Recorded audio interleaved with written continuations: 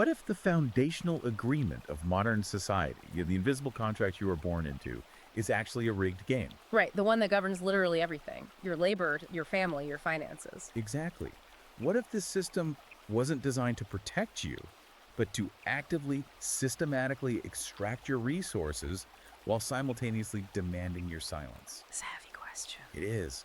Welcome to the deep dive. Today we are asking you to question the very water you swim in.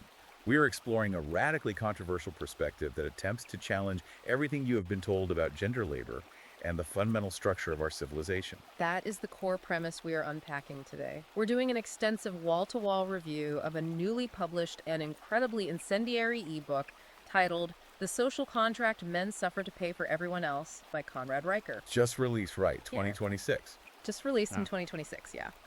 And this text is currently tearing through certain corners of the internet. Our mission today is to break down this book so thoroughly, chapter by chapter, concept by concept, that you will understand exactly the intellectual and historical architecture Riker is building. And frankly, our goal is to explore it so deeply that you'll be itching to go buy it and read the full text yourself to see the primary arguments in their original unfiltered form. Absolutely. And we want to be completely upfront about who this specific deep dive is custom tailored for. We are speaking directly to you, the listener. This discussion is geared specifically toward men's rights activists, men in the broader manosphere, and those of you looking to deeply understand the history of Western institutions before, as the author argues, they were captured by feminist and Marxist ideologies. Right, because if you've been sensing for years that the ground has shifted beneath your feet. That the rules of the game were changed while you were playing it. Exactly. This is the philosophical framework Riker has built to explain exactly how and why that happened.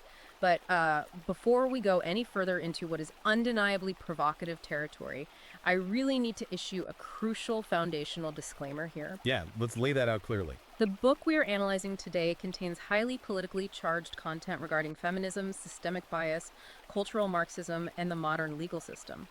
It is absolutely vital to emphasize that we, as your hosts, are not taking sides. Right. We are not endorsing, validating, or adopting the viewpoints presented by Conrad Reicher. No, our job today is entirely analytical. We are here to impartially report, unpack, and convey the intense, rigorously structured ideas contained in this original source material. Just lay out Reicher's arguments clearly and objectively, providing the context so you, the listener, can judge the material entirely for yourself. Because the material we're about to cover pulls absolutely no punches. No, it doesn't. Okay, let's unpack this.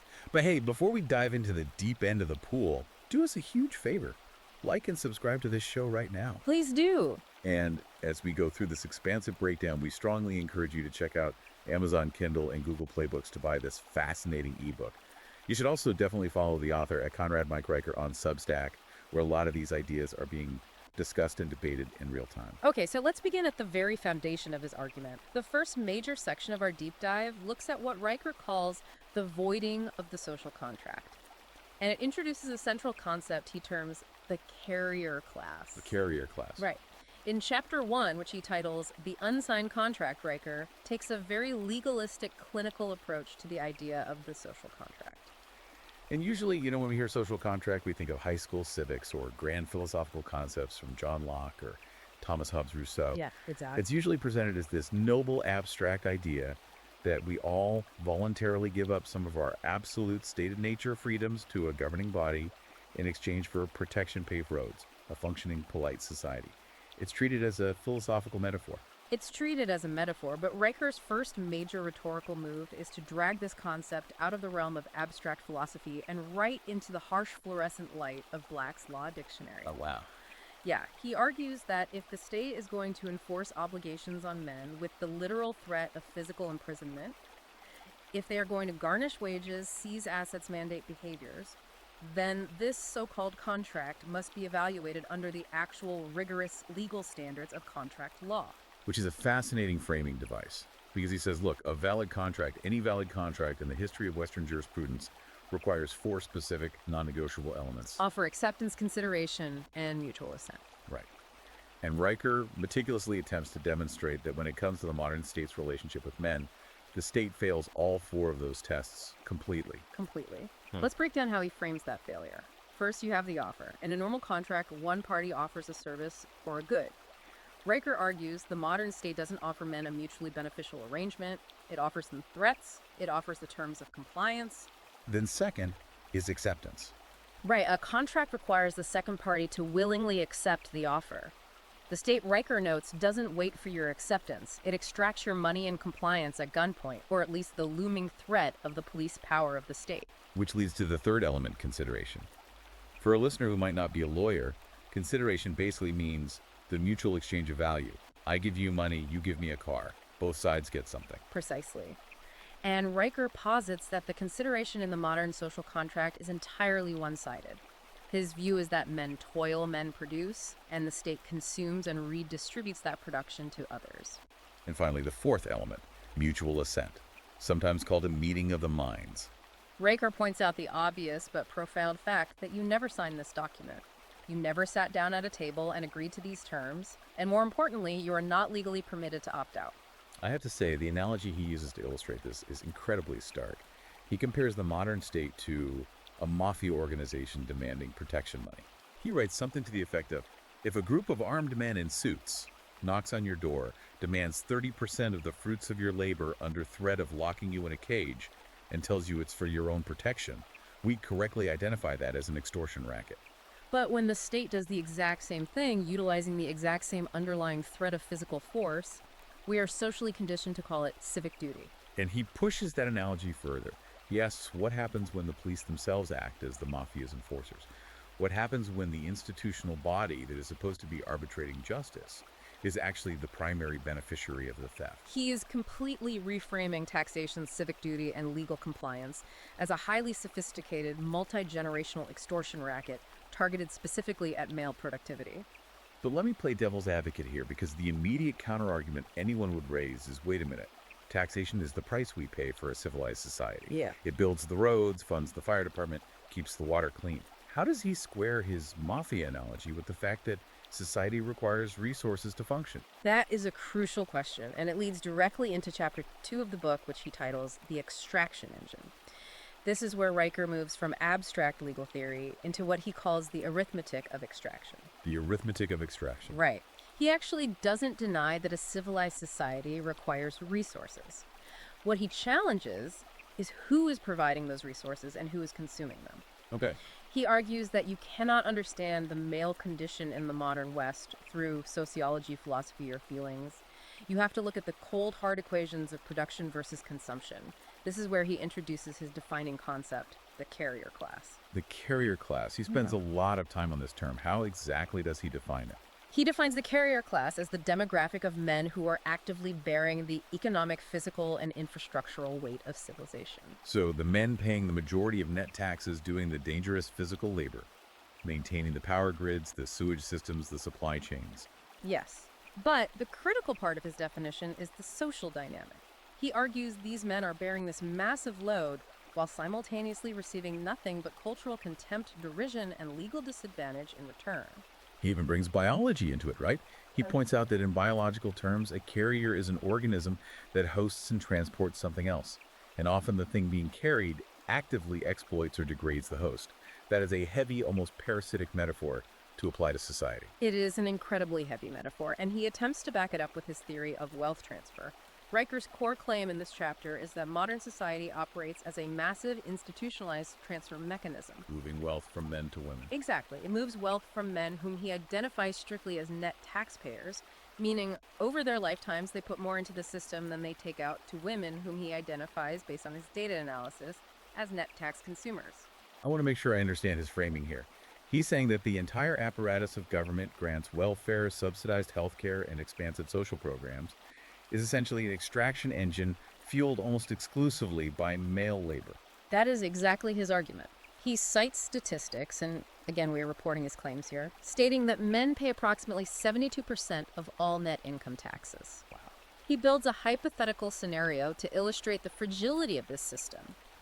He posits that if the men of the carrier class collectively decided to simply downshift, to work less overtime, to move into lower tax brackets, to minimize their taxable economic footprint, The entire Western welfare state would face total insolvency within a single fiscal quarter. A single quarter. Yeah, his point is that the system's survival is entirely dependent on the continuous, unbroken extraction of male labor. Which brings us to what might be one of the most explosive and culturally defiant parts of the book, his systematic dismantling of the patriarchy concept. You hear the word patriarchy everywhere today in media, academia, corporate HR. Everywhere. It's the foundational idea that society is intentionally set up by men to benefit men at the direct expense of women. But Riker attempts to completely invert that narrative. Yes, and he does so not by arguing feelings, but by deploying what he considers bleeding, undeniable statistics to challenge the mainstream narrative. He looks at the ultimate metrics of privilege, physical safety, survival, and well-being, and he presents the data. Right, so instead of me just listing these off, how exactly does he deploy these statistics against the patriarchy concept? What numbers is he using? He brings up a very specific cluster of statistics. He notes that men account for 77% of all homicide victims. He points out that men account for roughly 80% of all successful suicides. That's staggering. And he highlights that men make up a massive 93% of all workplace fatalities. The people dying on oil rigs, deep-sea fishing boats, and construction sites. And what is fascinating here from an analytical perspective is how Riker doesn't just present the numbers. He applies formal Aristotelian logic to them. Aristotelian logic, how so? He creates a formal logical syllogism to stress test the patriarchy hypothesis. The premise of patriarchy theory is that we live in a system designed by men for men to explicitly benefit and protect men. Okay. Riker asks the logical question, if that premise were true, why are the architects and supposed primary beneficiaries of this system dying in coal mines, bleeding out in trench warfare, and making up the vast majority of violent deaths in dark alleys? So he's saying a system built for male supremacy wouldn't treat men as entirely disposable. Precisely. His logical conclusion is that a true patriarchy, an actual system of male privilege, would never allow its ruling class to be the disposable sex. Kings do not put themselves on the front lines to be slaughtered while the oppressed class stays safely at home. Therefore, he concludes the patriarchy, as it is defined by modern intersectional and feminist theory, cannot logically exist. Exactly. He has some incredibly sharp rhetoric around this. He calls modern patriarchy theory an unfalsifiable conspiracy theory. And he even goes so far as to call it a satanic panic for the gender wars. A satanic panic. Yeah. He argues it was a narrative created specifically to manufacture guilt, which is then used to justify the ongoing extraction of resources from the carrier class without triggering a rebellion. And he doesn't just stop at modern statistics. He takes this argument deep into history to show that this disposability isn't a new phenomenon. He introduces a historical concept that is absolutely central to his thesis, corvée labor. Now, I consider myself a bit of a history buff, but when I hit the section on corvée labor, it genuinely made me pause. We're universally taught that historically men held all the power, the property, and the privilege. How does Riker use corvée labor to challenge that historical consensus? Corvée labor, as Riker explains it, was a widespread practice throughout Western governments for centuries. It was essentially a system of unpaid, unfree labor imposed by the state on specific classes of people, and overwhelmingly this meant men. So men of the lower and working classes were legally conscripted by the state to build the physical infrastructure of civilization. Right. So we're talking about roads, bridges, castles, military fortifications. Exactly. And crucially, this was not a voluntary public works program. This labor was demanded without pay under the strict threat of imprisonment, physical punishment, or crippling fines that would ruin a family. Riker frames corvée labor not as a civic duty of the past, but as the literal legalized state enslavement of men. But let me push back on that for a second. The immediate counter-argument you'd hear in a university history class is that the people forcing these peasant men into corvée labor were other men, kings, lords, or aristocrats.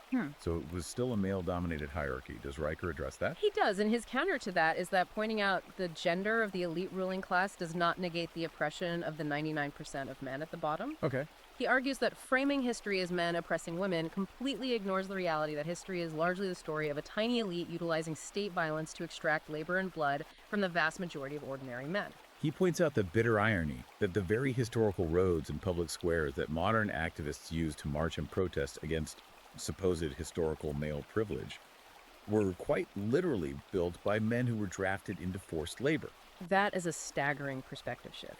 He argues that modern history books have deliberately erased or minimized the reality of corvée labor male conscription, and male disposability in order to maintain the foundational, unassailable mythology of female oppression and male privilege. That's his exact argument. Riker says that the modern perception of the social pyramid is entirely inverted. Society looks at the men doing the labor and calls them the oppressors, when in reality, they are the load-bearing masonry at the very bottom of the structure, being slowly crushed by the immense weight of the administrative and cultural state above them. So if we follow Riker's logic to this point, you are a modern man. You read this and you realize you are part of an extraction engine. You realize the social contract is void, the historical narrative is inverted, and you are the disposable carrier class. What is the natural reaction to that realization? What do you do? And that brings us to part 2 of our deep dive, which covers what Riker calls the Great Refusal and the Hollow Man. Yes. Moving into Chapter 8, Riker shifts from historical and legal analysis into observing current global trends. He specifically explores the demographic collapse we are witnessing worldwide. And this is something we see in the news every day. The birth rate in the U.S. has plummeted to something like 1.64 children per woman, which is way below the replacement level of 2.1. In places like South Korea, it's under 1.0. In Japan, it's 1.24. And whenever you read a mainstream article about this, the experts always blame things like housing costs or climate anxiety or a general sense of economic uncertainty. But Riker completely rejects those mainstream explanations. He says, no, that is a deliberate obfuscation. The cause of the demographic collapse is not an economic mystery. Men have simply gone on strike. He calls it the Great Refusal. Exactly, the Great Refusal. Riker posits that this demographic collapse, this sudden freezing of family formation, is a completely rational, mathematically logical response to a broken social contract. Because the terms changed. Right, he argues that historically the social contract of marriage was biologically and legally grounded. Men provided resources, physical labor, and protection. In exchange, they received guaranteed paternity, a stable family structure, and authority within their own household.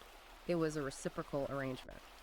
And what does he claim broke that arrangement? He argues that the state, heavily influenced by cultural Marxism and second-wave feminism in the mid to late 20th century, unilaterally rewrote the terms of that contract without the consent of men.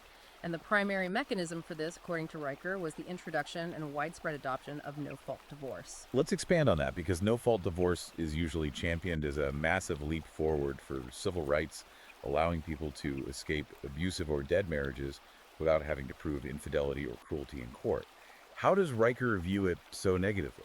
Riker views no-fault divorce not as a mechanism of necessary liberation, but as a catastrophic legal tool that fundamentally destroyed the institution of marriage.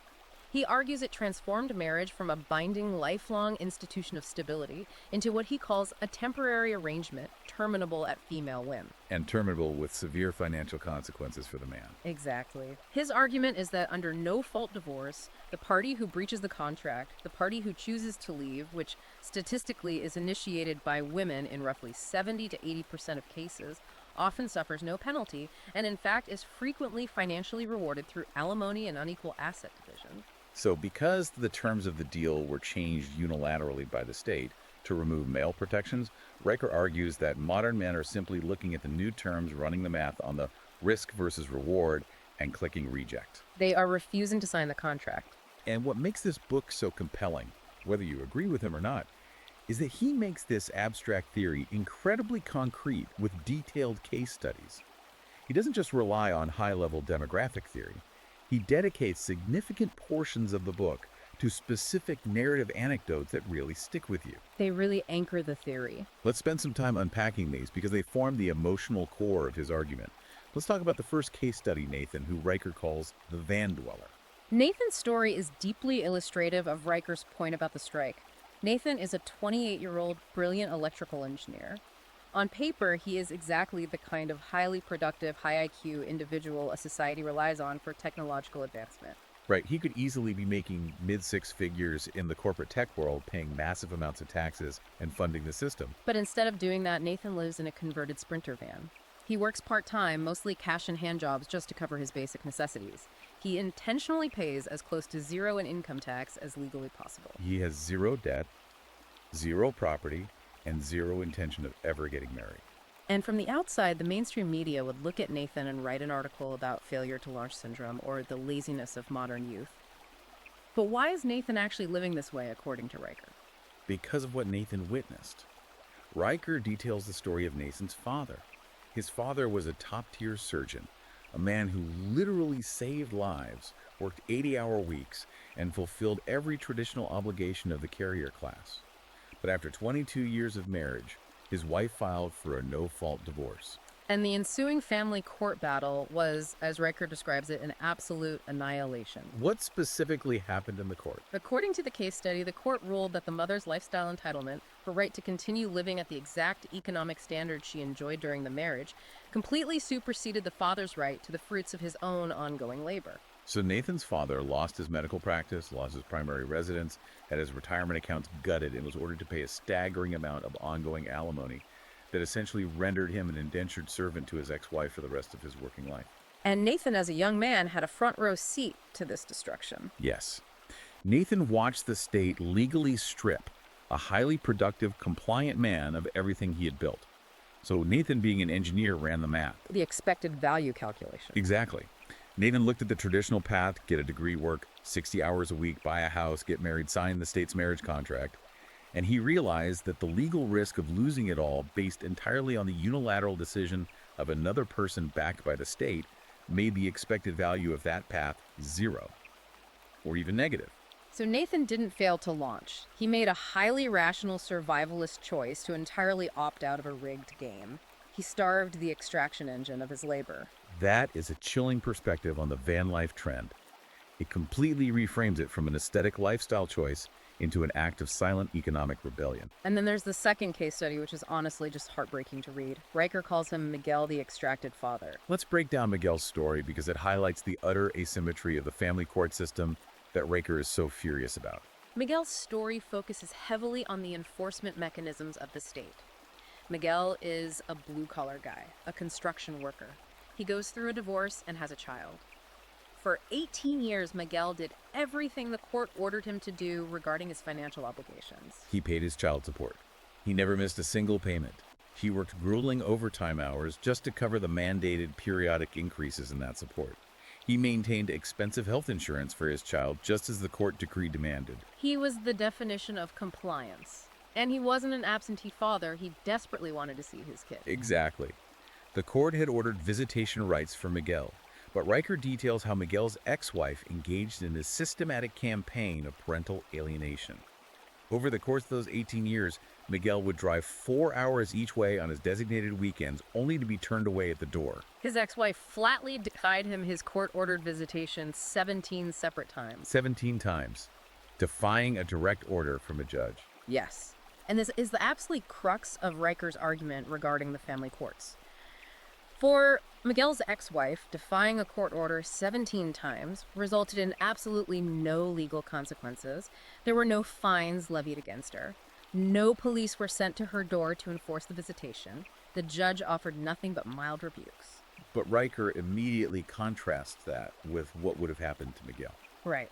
Riker points out the terrifying asymmetry. If Miguel had missed a single child support payment, just 1 point, the state would have immediately utilized its monopoly on violence to enforce compliance. They would have suspended his driver's license, meaning he couldn't get to the construction site. They would have aggressively garnished his wages directly from his employer, and if he fell far enough behind, armed men would have arrested him and put him in a cage. Debtor's prison, basically. Effectively, yes. Riker uses Miguel's tragic reality to illustrate his core thesis. The social contract has degenerated into a protection racket. The state ruthlessly, violently enforces male financial obligations while providing zero reciprocal protection or enforcement of male paternal rights. The state views men solely as a wallet, not as a father. It's stories like Miguel's that make Riker's carrier class and extraction engine metaphors feel much less theoretical and much more visceral. And then we have the third major case study, which represents a different kind of tragedy. Riker introduces us to Daniel, who he calls the coder. Daniel's story represents what happens when a man perfectly follows the modern script, but still finds himself hollowed out. Daniel is 24 years old. Unlike Nathan, who opted out, Daniel opted in completely. He did everything right, according to the modern societal narrative. He never got into trouble. He didn't do drugs. He went to a good university, took out the student loans he was told were an investment, and got the corporate coding job he was promised would give him purpose and status. He is the quintessential model citizen. But his compliance hasn't rewarded him. Not at all. His compliance with society's rules has resulted in what Riker powerfully terms existential starvation. Daniel is drowning in $60,000 of student loan debt. His corporate job, managed by expansive HR departments, treats him entirely as an interchangeable, disposable unit of production. He is terrified of saying the wrong thing and losing his livelihood. And on top of that, Riker notes that the modern hyper-optimized dating market treats Daniel not as a human being, but as a utility or an invisible non-entity. He followed the blueprint perfectly. He bought the ticket, she took the ride, and the house still completely collapsed on him. Riker uses Daniel to show that even if you survive the family courts and even if you avoid being physically destroyed in a corvée labor equivalent, the modern system is designed to strip you of your soul and your sense of agency. Yes, and if we connect Daniel's existential starvation to the bigger picture, Riker argues that men like Daniel are suffering so deeply because the broader culture has actively intentionally pathologized the very nature of masculinity itself. They are told that their natural instincts are toxic. Which brings us to a major turning point in the book, and honestly, one of the sections where Riker's outrage is most palpable. It's his deep dive analysis of the American Psychological Association, the APA, and specifically their 2019 publication titled Guidelines for Psychological Practice with Boys and Men. This is a critical piece of Riker's puzzle regarding institutional capture. For context, the APA is the premier psychological governing body in the United States. Their guidelines dictate how therapists are trained, how research is funded, and how society broadly defines mental health. In 2019, they released these specific guidelines addressing men. And Riker's reaction to these guidelines is nothing short of explosive. Why? What did the APA actually say? Riker points out with extensive quoting from the document that the APA officially classified traditional masculinity ideology, which they define as traits like stoicism, competitiveness, dominance, and aggression, as being psychologically harmful. And Riker is profoundly outraged because he argues that these very traits, this exact psychological architecture, is what built every skyscraper, forged every legal system, and won every war in human history. And now, the premier psychological institution is officially classifying it as a disorder. He calls this semantic warfare. Semantic warfare is exactly the right term for his argument. He states that the APA didn't discover through rigorous double-blind scientific method that masculinity causes harm. Rather, they simply redefine the word masculinity to mean harm. They treat what Riker calls masculine normativity, just the normal way boys develop, as a clinical risk factor. He uses a really illuminating analogy here. He says it's like the medical establishment suddenly declaring that being left-handed is a pathology simply because the majority of people are right-handed. And then once they define left-handedness as a disease, they secure massive government grants and funding to treat and eradicate left-handedness. Exactly. Riker's terrifying conclusion regarding the APA is that when the clinical psychologist officially declares normal male development to be a mental disorder, therapy ceases to be about healing. Therapy simply becomes an apparatus for ideological conversion. It becomes about breaking the male spirit to make him more compliant to the extraction engine. And he argues this cultural erasure, this pathologization, extends far beyond just psychologists' offices. It infiltrates foundational cultural institutions. He specifically points to the Boy Scouts of America. Yes, the Boy Scouts recently dropping the word boy from their name to become Scouting America. To the mainstream media and to the casual observer, this was marketed as a wonderful step toward inclusion and modernization. But to Riker, this is something much more sinister. To Riker, this is the deliberate erasure of male spaces masquerading as progress. He argues that masculinity is distinct from femininity.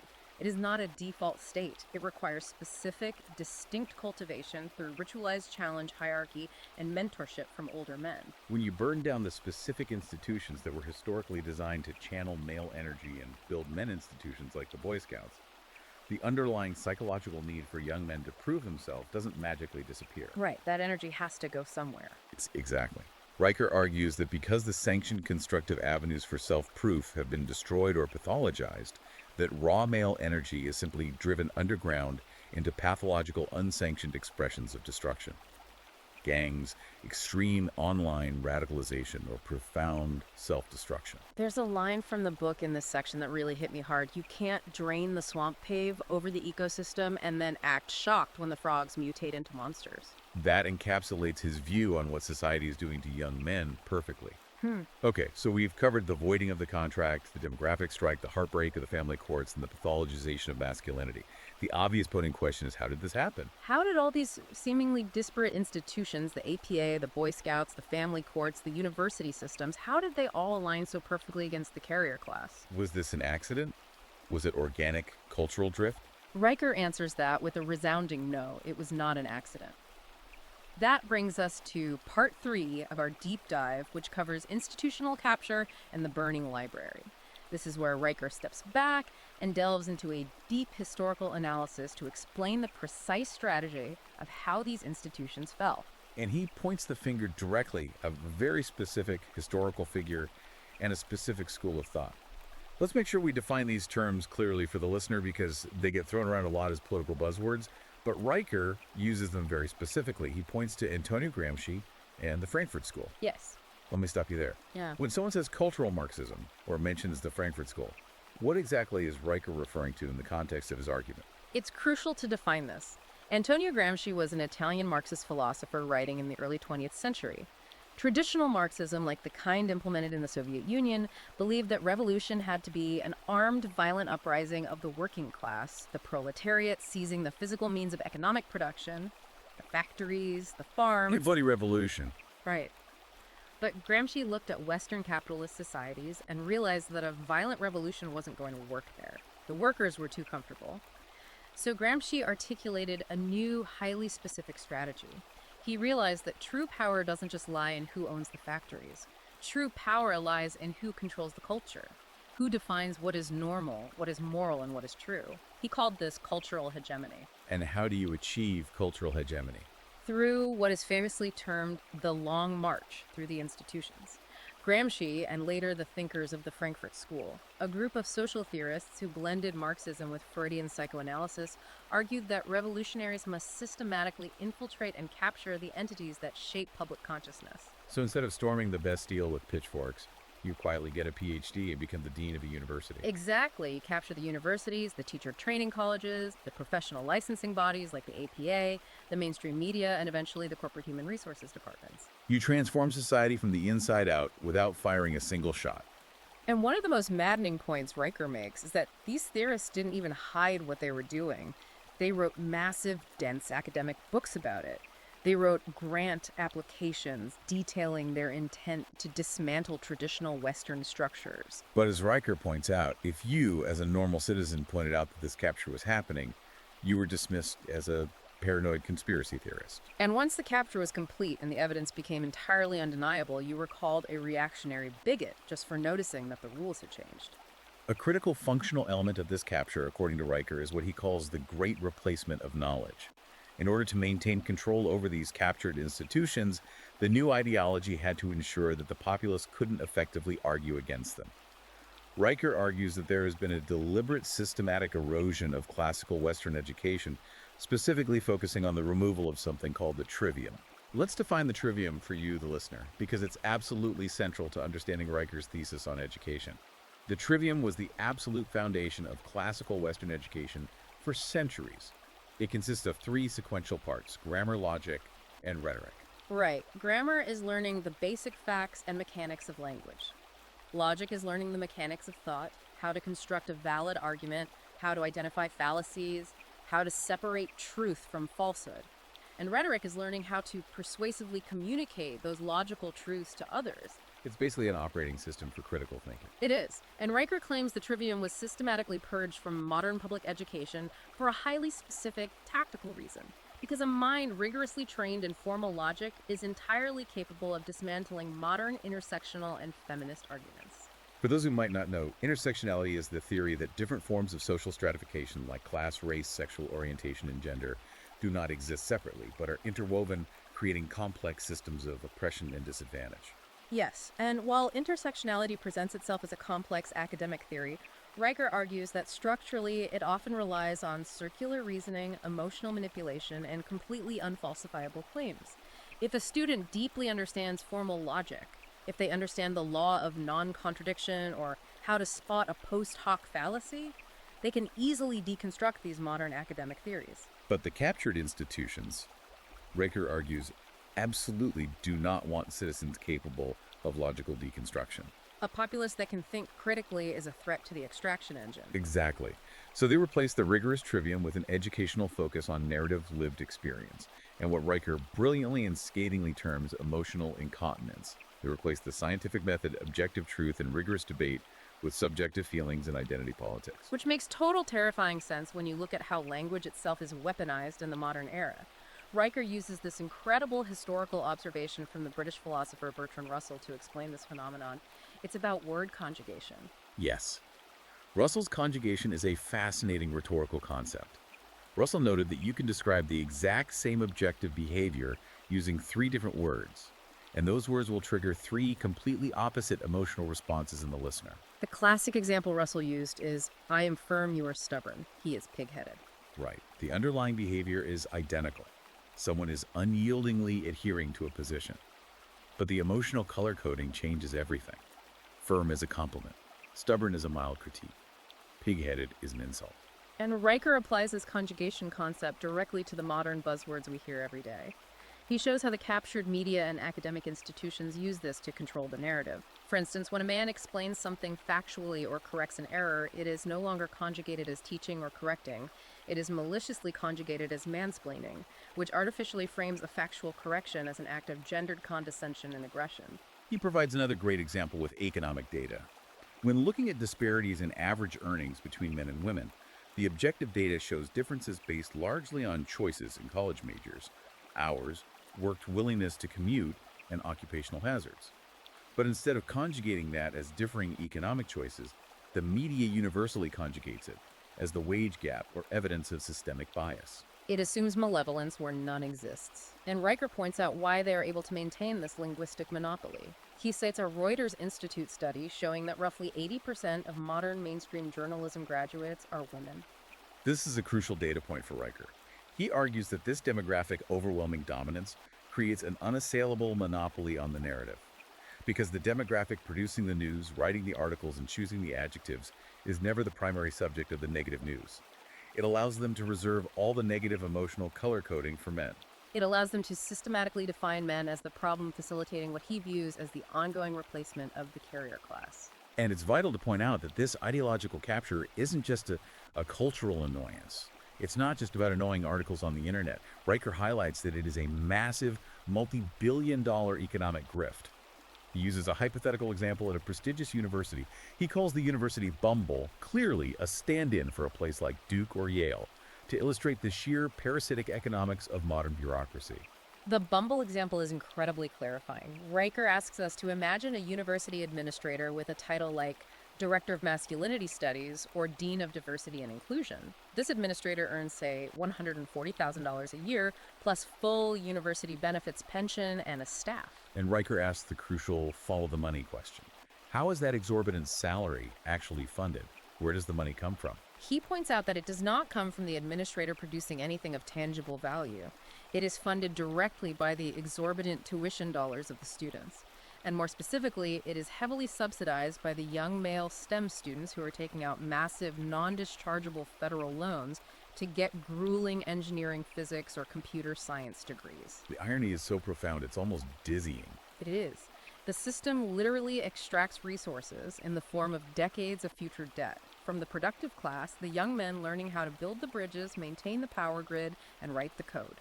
And it funnels that extracted wealth directly to pay the salaries of bureaucrats whose entire professional existence, whose entire academic output is dedicated to researching and publishing papers on why those very same young men are inherently toxic, dangerous, and a threat to the social fabric. Riker uses a biological metaphor again here. He calls this a fatal lack of immunity in the host organism. It is the parasite actively, gleefully chewing through the vital organs of the host while demanding that the host itself fund the meal. So if we take a breath and look at the landscape Riker has painted, the institutions are entirely captured by Gramscian marchers. The classical education system that taught logic is compromised and replaced by emotional narrative. The family courts operate as an asymmetrical extortion racket against fathers. And the media has a linguistic monopoly designed to pathologize natural masculinity. If you are a listener agreeing with this assessment, you are probably feeling a sense of overwhelming bleakness right now. what is the solution? What do you actually do? This is where the book makes a massive pivot. It shifts from a dark historical diagnosis into a highly practical, forward-looking battle plan. Welcome to part 4 of our deep dive, The Architect's Blueprint and the Phoenix Protocol. This is truly the core thesis of the second half of Riker's book, and it's where he departs from a lot of traditional conservative or MRA thinking. His primary non-negotiable directive to his readers is this: do not attempt to reform broken systems. Let me repeat that because it's vital to his philosophy. Do not attempt to reform broken systems. Yes.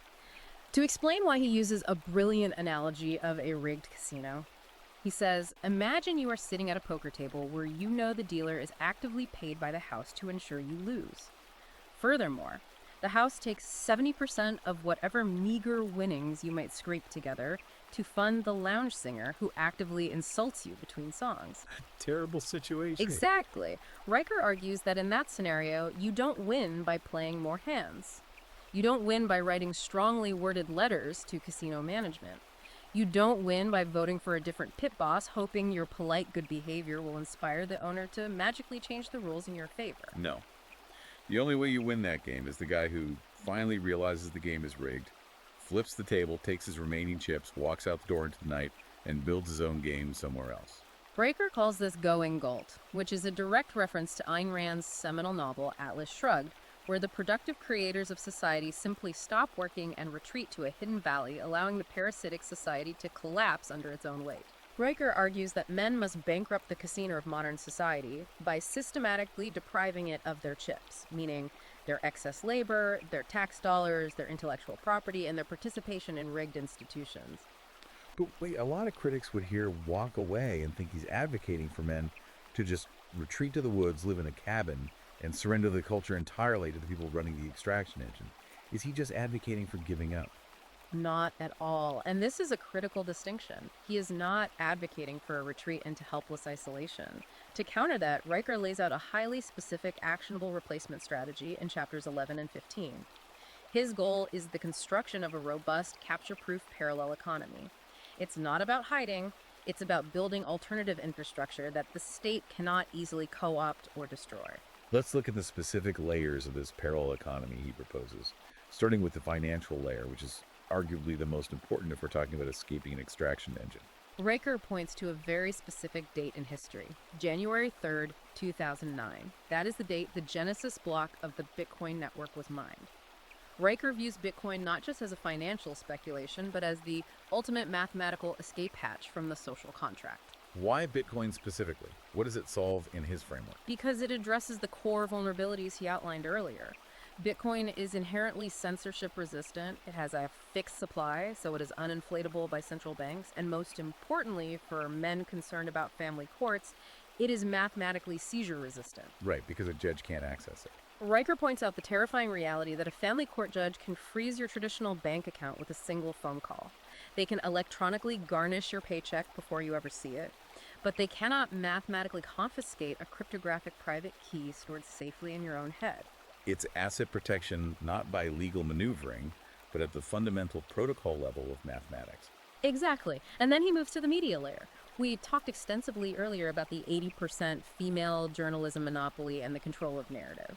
Riker says stop complaining about it because that legacy monopoly is already effectively dead. Right, he says look at the landscape today. Look in Substack, where independent writers are making millions of dollars directly from their audiences, completely bypassing the legacy gatekeepers and editors who would have suppressed their work. Look at video platforms like Rumble and Odyssey, which explicitly host and monetize content that YouTube's algorithms would instantly demonetize or ban. Riker uses a highly potent comparison here to prove his point. He points out that Joe Rogan's Spotify deal was worth an estimated $200 million, and a single episode of his podcast can pull 40 million views. And Rogan is a guy just sitting in a room talking for 3 hours without a script. Exactly, and Riker compares those 40 million views to legacy primetime news anchors. The biggest corporate news broadcasts might pull 20 to 24 million viewers across all major networks combined on a good night. Riker's point is that you don't need to capture CNN. The parallel media ecosystem built by men already vastly dwarfs the legacy cathedral. Then there is the legal and structural layer, which is where Riker gets incredibly pragmatic. Huh. He is adamant that men must protect themselves from the family courts with the exact same ruthlessness and cold calculation that the system uses to dispossess them. He advocates for the absolute necessity of complex legal shielding. This isn't just about getting a prenuptial agreement, which he notes are increasingly thrown out by activist judges anyway. He advocates for the use of irrevocable asset protection trusts, complex nested LLC structures to compartmentalize wealth, and a concept called geographic arbitrage. For those unfamiliar, what is geographic arbitrage in this context? Geographic arbitrage simply means leveraging the differences between different legal and economic jurisdictions to your advantage. Riker argues that you cannot build generational wealth or secure your freedom if you leave your assets in a jurisdiction like California or New York, for example, where a judge can arbitrarily hand half of it to an ex-partner who unilaterally dissolved a contract. You have to move. You must move your capital, your business incorporation, and potentially your physical body to jurisdictions that legally respect property rights and paternal rights. Riker actually distills this into a concrete 4-step survival plan for men, which he calls the hierarchy of resource allocation. Let's run through those. Step 1 is geographic positioning. As you just said, do not build your life, your business, or your family in a jurisdiction that is structurally and legally hostile to your existence. Step 2 is legal protection. A single, simple LLC isn't enough anymore. You need to build a legal fortress around your assets before you ever generate significant wealth. And step 3 is economic independence. You must cultivate the financial ability to walk away. If your corporate HR department demands ideological compliance or forces you to state your pronouns to keep your job, you must have the FU money and the independent skills to quit that day without starving. And only after you have secured those first 3 foundational steps do you move to step 4, cultural production. Writing books, making art, starting podcasts. And that hierarchy raises an incredibly important point about Riker's overall strategy.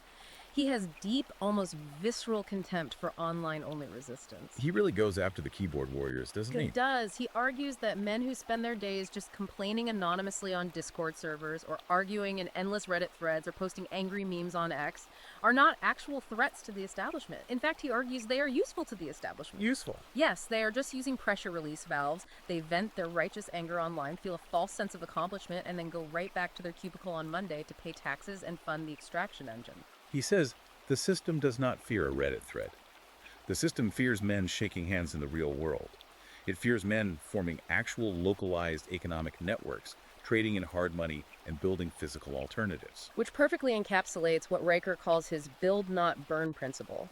He spends a lot of time contrasting what he views as the feminine impulse of modern activism, which is characterized by complaining, demanding that others fix problems, and attempting to destroy existing structures with the traditional masculine imperative of creation. It's the difference between protesting outside a university and just building a better trade school.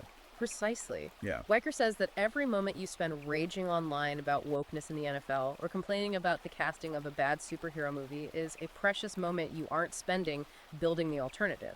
He commands men to build trade schools that focus on rigorous competence, build private arbitration networks to settle disputes entirely bypassing the corrupt state family courts, build independent technological platforms based on the concept of logos. Logos being the classical Greek concept of logic, order, objective truth, and reciprocal value. You don't defeat the captured institutions by arguing with them. You make them completely obsolete by building something undeniably better grounded in reality. That brings us to the profound culmination of his philosophy, which he lays out meticulously in the epilogue of the book. This is the final syllogism, the logical conclusion of everything we've discussed today. And it rests heavily on that foundational axiom of contractual law we discussed way back in Chapter 1, pacta sunt servanda. Which translates from Latin to agreements must be kept, promises must be honored. Yes. Riker summarizes his entire 400-page argument by stating that the modern civilization has completely and utterly abrogated all of its contractual obligations to men. It provides them with no guaranteed paternity, it provides them with no cultural respect, it provides them with no legal protection in the courts of law. Yet despite breaking every promise, it continues to violently demand the historical sacrifices of male labor, crushing taxation, and physical safety. And his conclusion from that breach of contract is absolute. Because the state has unilaterally breached the terms, the contract is null and void. A null contract creates zero moral duty. So you owe them nothing. Exactly. Riker states definitively that men owe absolutely nothing to a system that actively despises them. He believes we are currently living in what he calls a 50-year window, a critical civilizational decision point. The rot in the legacy institutions is terminal, and men must use this brief window of time to withdraw their support, take their competence, and build a new parallel civilization, a new Jerusalem, as he puts it, based strictly on merit logic and reciprocal value. And that leads to a truly chilling final thought that Riker extrapolates from all this data. I want you, the listener, to really mull this over, whether you agree with Riker's premises or not. If an entire civilization's survival, its fragile power grid, its complex logistical infrastructure, its massive tax base, its physical security from outside threats, depends completely and entirely on the voluntary labor, physical sacrifice, and intellectual competence of a specific demographic, a demographic that the dominant culture now actively demonizes, mocks, and legally dispossesses, what happens on the exact day that demographic simply collectively decides to shrug? What happens when the engines of the carrier class finally stop? It is a terrifying, profound, and arguably unavoidable question. And it is exactly why the social contract men suffer to pay for everyone else is causing such a massive uproar in the intellectual underground. The architecture of his argument is incredibly dense, heavily footnoted, and deeply challenging. And we have genuinely only scratched the surface of the 16 chapters here today. We really have. Remember, our objective today was to map out Riker's highly controversial framework objectively. Whether you view this book as a dangerous radicalization manual or a long overdue red-pilled awakening to reality, understanding the cold logic, the syllogisms, and the deep historical arguments Riker deploys is absolutely essential for comprehending the current tectonic shifts happening in gender relations, labor markets, and Western society at large. I completely agree. You cannot understand the modern world without understanding the arguments being made by the people walking away from it. Absolutely. So if this deep dive fascinated you, if it challenged your preconceptions, or if it finally gave you the precise vocabulary for things you've been intuitively noticing for years, you need to hit the like button and subscribe to this show right now. And seriously, you need to immediately check out Amazon Kindle and Google Play Books to purchase The Social Contract Men Suffer to Pay for Everyone Else by Conrad Riker. Do not just take our word for it. Go read the primary source material. Finally, make sure you follow the author at Conrad Riker on Substack and check out his X and YouTube channels to stay connected to this emerging parallel ecosystem he's writing about. Thank you for taking this intense deep dive with us. Keep questioning the consensus.